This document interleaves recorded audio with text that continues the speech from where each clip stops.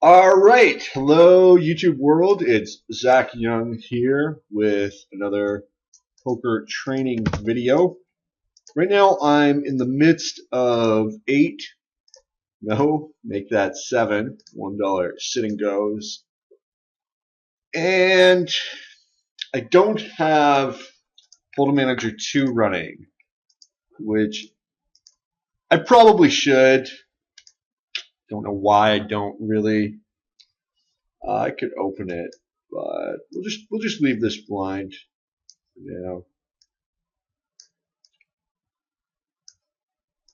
now. If you have any comments, questions, criticisms of my play, anything, please do leave a comment, um, and I will respond. I'd love if I'm making any errors. I'd love, and I'm sure I am.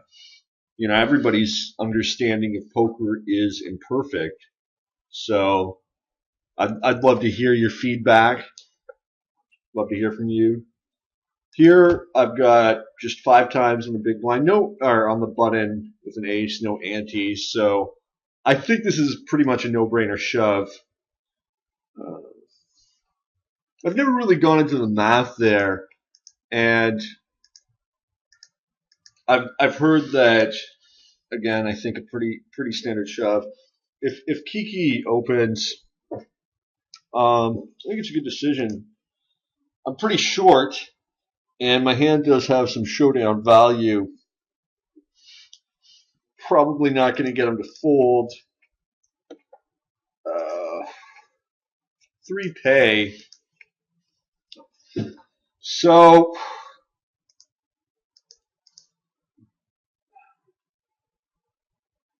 I think this is sort of it's a good tough decision, which probably means that there's no right answers. Here,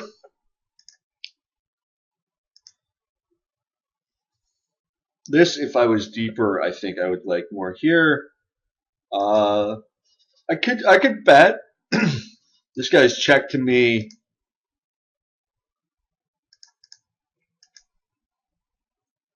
But having checked, I think fold is probably the most reasonable option.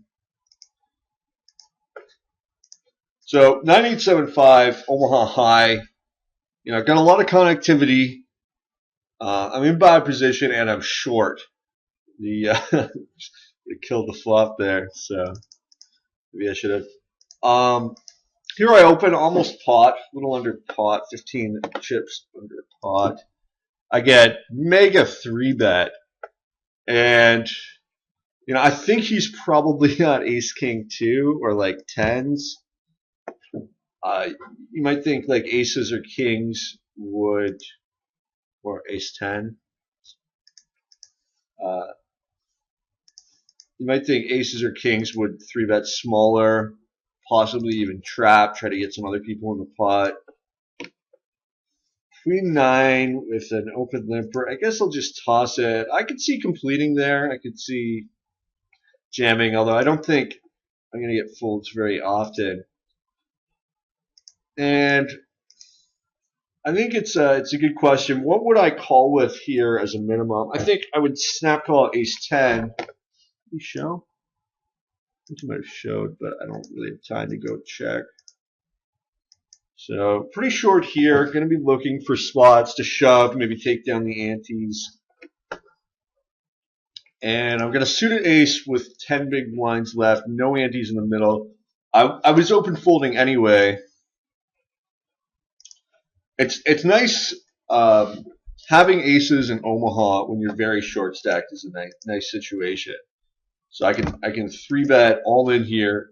This is why I love to live short stack. Just knit it up, wait for aces in Omaha game, and I'm out here. But I don't see how four-handed with such a small amount of chips I could do anything except for jam with king queen there. It's a pretty strong hand to pick up. These hands I don't like. I think that people really overplay double suited ace king. I'm not even double suited, but if I were, I think that Omaha's a 4-card game, and you really have to take into consideration how all your cards work together. What's your potential for nut? King Queen, obviously not a great hand facing a legitimate raise. I don't know any stats, so this guy could be opening every hand. I don't really know. Just really an argument in favor of having statistics software, I guess. Ace King Queen 3. This sort of hand, although I hate the dangler, and I think I have to open these 8. So the question is, but in a really short stack situation, sometimes the power of the Ace King Queen is so strong. I probably could have pot opened this here. Probably can play that with a reasonable expectation of profit. So, got about 5 SPR here. Very dry board. Unless one of my opponent's cards is a 10, I'm probably ahead there. And that's pretty unlikely. Although, if he check raises, it becomes more and more likely.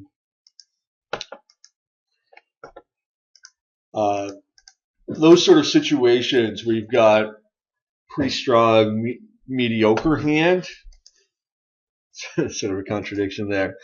It comes down to knowing your player, which is why, and I can complete here. I didn't really expect anybody to open limp. Again, I would have killed the flop. But, you can't be results oriented in that respect either, It might be a too tight fold, but when I play Hold'em, I don't really put a lot of stock in drawing hands. I'm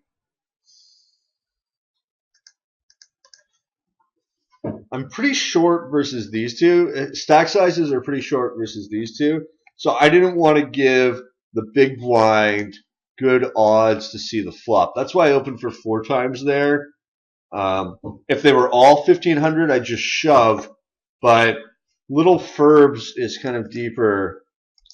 So maybe 2 or 3 times might have been better just to allow me some room to play against little Ferbs there to consider folding or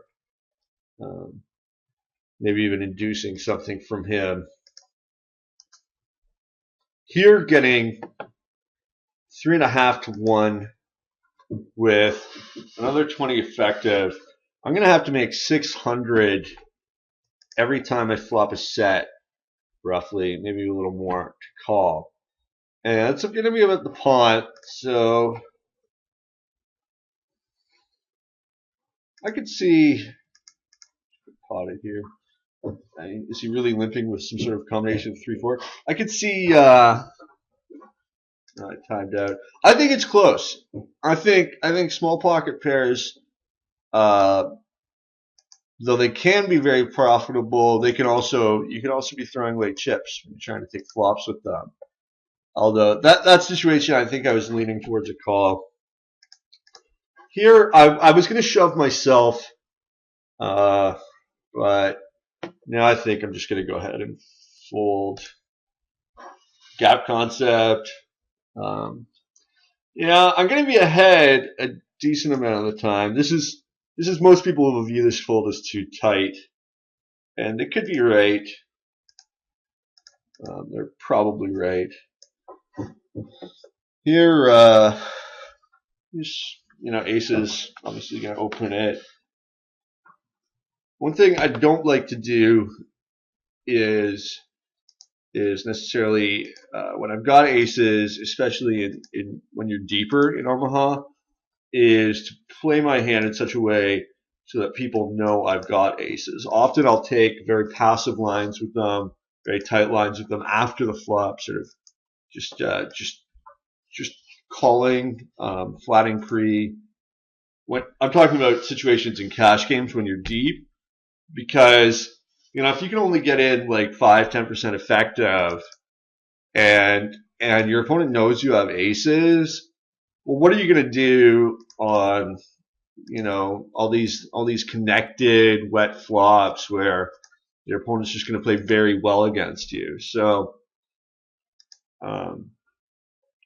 And this is especially true in situations where, you can flat and you have the potential of an active player behind you raising, you know. So you got to be really aware in Omaha cash games about player tendencies, what might happen if you do what. I'm just going to toss these kings. One thing is, we're short stacked. I've only got 15 effective, so probably should just pot open. And so much shorter with everybody but this guy. So I think that was a really bad fold with the kings there. I think, and it helps that everyone folded around to the big blind. But I make mistakes. Everybody makes mistakes, and if you see some of my mistakes, point them out, right? Because I might not even know that I'm making mistakes. You might help me improve in that manner, and that's what teaching and learning is all about, right? Improving, getting better, so that when you're in a situation, in another situation, you're more prepared to deal with it. You know what to think about. And here we're getting down to 3. If you haven't been able to tell already, I'm a bit of a nit, so what did I go all in with here? I guess I just posted the blind or something. Oh no, it was it was a 50-50. That's why. It's like I don't remember busting out of this tournament. Pretty tight pools here too. So I'm going to cut the video off here, and if you liked it, pay attention to my channel, subscribe. There's going to be a lot more stuff like this coming pretty soon. So hopefully you learned something, and I'd love to hear your comments, feedback, criticism, anything. So let's start the conversation, and let's all get better at poker together, right? Right? So,